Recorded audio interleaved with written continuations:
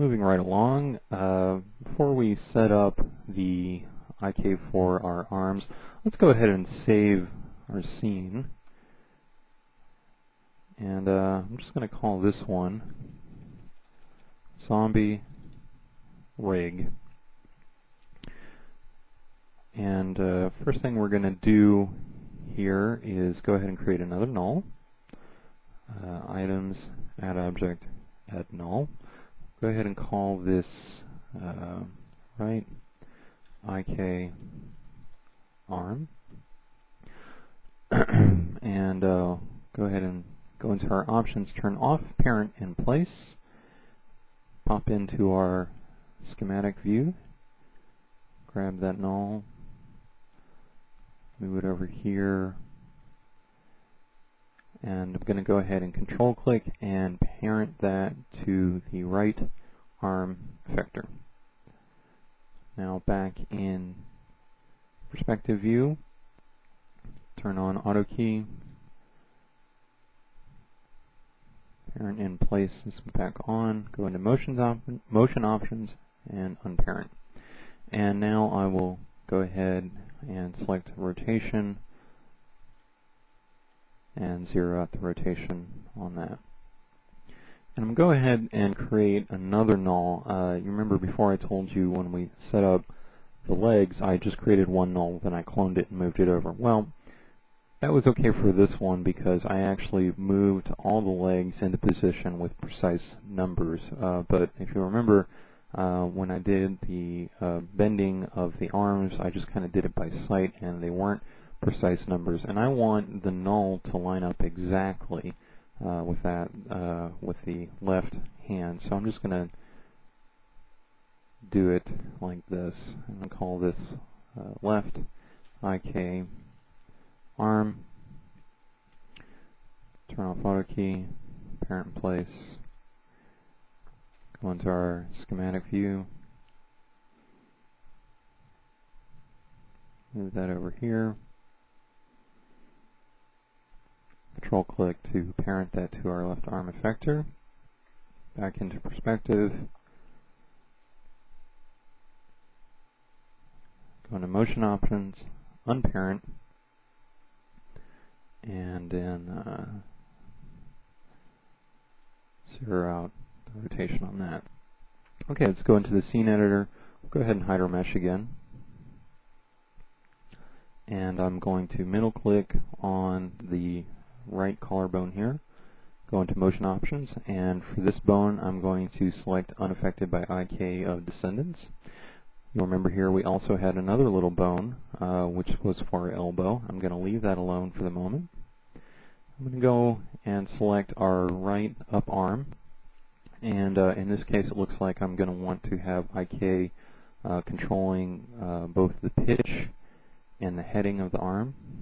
So I'm going to select inverse kinematics, and I'll go ahead and set 10 as the stiffness for the moment, and we'll see how well that works out.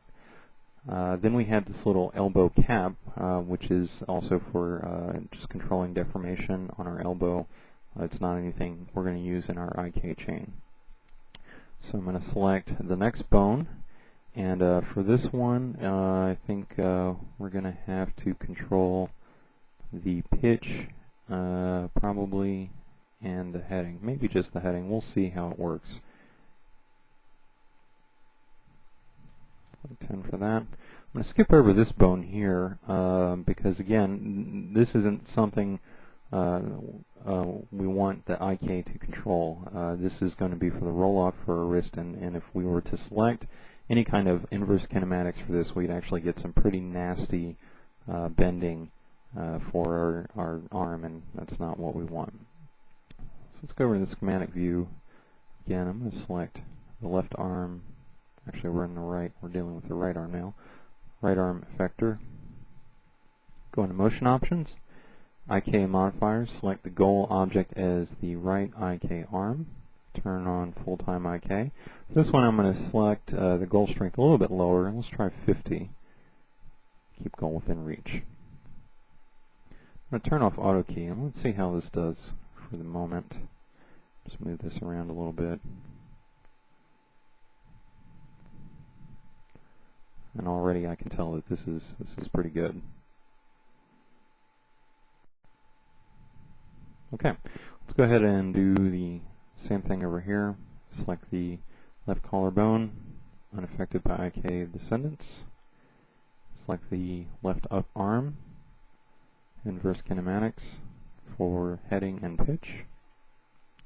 Select the left lower arm, the first bone, inverse kinematics. Set the pitch stiffness, heading stiffness. Go into our schematic view. Select the left arm effector. Motion options, IK and modifiers, and that's going to be left IK arm. Full-time IK. Set the goal strength to 50. Keep goal within reach. I'm going to go ahead and select that null. Move them around a little bit. And I'm getting really nice feedback on this. No major problems as of yet. Yeah, I like that pretty well. Okay, let's turn our mesh back on. And I'm just going to do a couple little things here. Go into our schematic view. I'm going to turn on auto key. Go into options, make sure the parent in place is on. And you remember this reference null that we set up? This was the master controller for our mesh and our rig. Give that a nice color, give that red. And I'm going to go ahead, I'm going to give these a color too.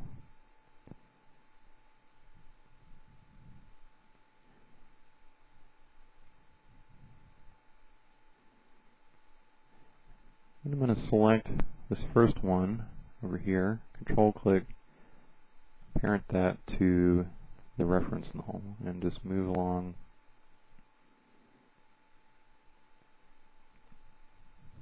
Continue parenting. Okay, so now you'll see if we grab that reference null, we can move our entire rig around, no problems at all. And hit undo. Turn off auto key there, and snap that back into place.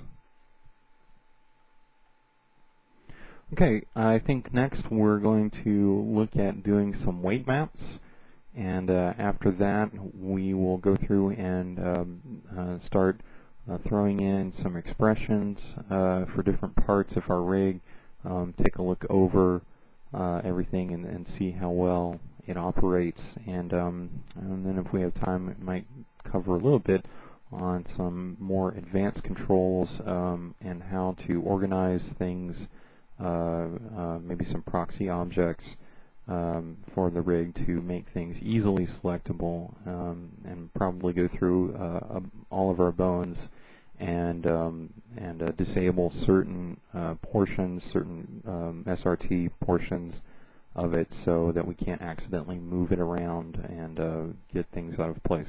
So go ahead and save your scene, and we're going to go back into Modeler and set up some weight maps and see how well that works out for us.